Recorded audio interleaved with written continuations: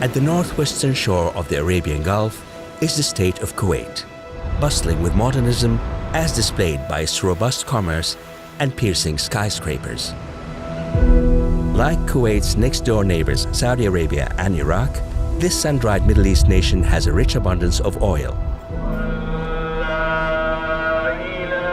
Yet, Kuwait is also known for its rich tradition as peacemakers in the region, including religious tolerance. Such increase of religious rights has been granted to the Church of Jesus Christ of Latter-day Saints. The mosque is considered a house of God.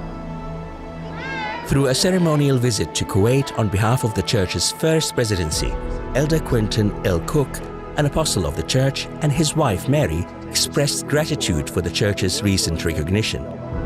It's the first time a religious organization has been formally recognized in Kuwait in more than 40 years. The meeting was held in Kuwait City with Farid Asad Abdullah Imadi, Under-Secretary of the Ministry of Awqaf and Islamic Affairs.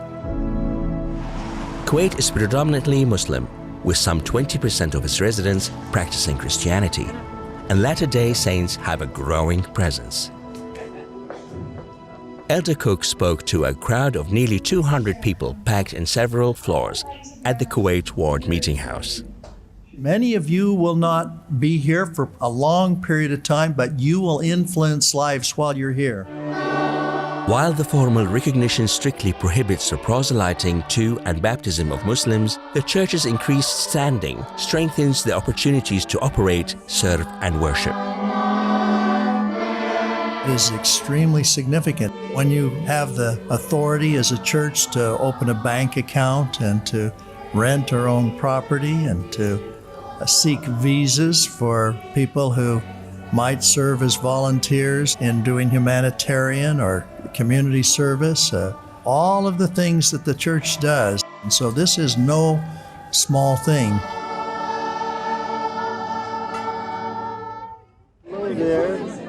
Pioneer church members in Kuwait reflected on the occasion. I've been the pioneer of the church, the Kuwait ward, and I feel very, very happy because of the recognition. The gospel is my life.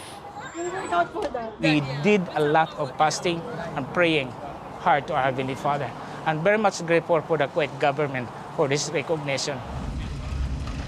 Élder Cook also spoke to about 125 soldiers at a sacrament meeting where services are held each week at a U.S. military base, Camp Arifjan, outside Kuwait City.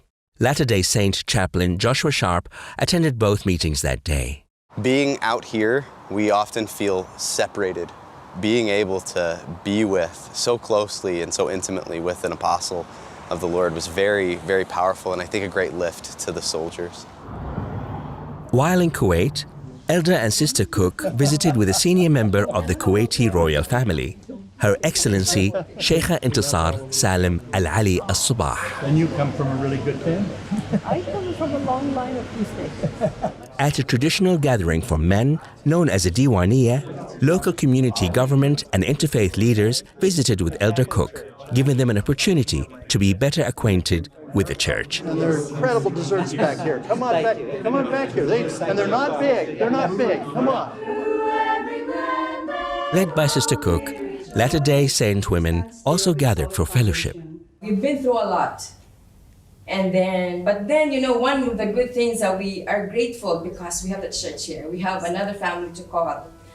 When we have this recognition, I was just so grateful because it was spread all over, not just here in Kuwait. It was like all over the world. There is strength in the group. You feel it, don't you? Kuwait was dedicated for the blessings of the restored gospel of Jesus Christ by Apostle Elder Jeffrey R. Holland in 2011 at this spot overlooking Kuwait City.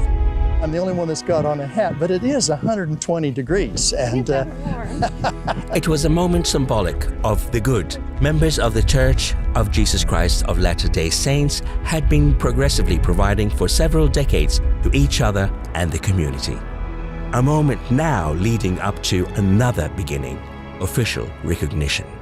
It gives us a chance to reach out and to be outgoing and to reach out to the outside communities, whether they be Christian or whether they be Islamic. We don't have to hide our light behind a bushel as such anymore. We're just so thrilled that the recognition came that can confirm the faith of so many members. I see incredible things are going to happen in the future. I wouldn't be surprised to see other countries in the Gulf give recognition that we don't now have. I wouldn't be surprised to see more of it come as a result of the leadership and the effort.